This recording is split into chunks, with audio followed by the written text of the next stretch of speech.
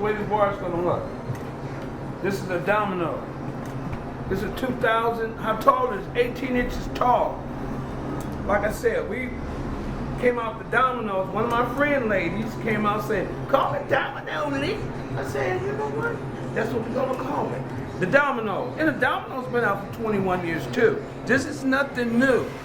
A lot of people say, well, you got generations after generations after generations. So you have to learn those things. The young become the old. So, you know, where was you at, Handlebar Lee? I hear about you all over the world. So guys come see me and ask me. And I have a young guy in here right now, Brian. Brian would be another Handlebar Lee, I'm telling you. Design. Be a designer. Okay. This is the right side. This is the street glide. All right? This is the street glide. This is the right side. Cordova. We're gonna build the left side.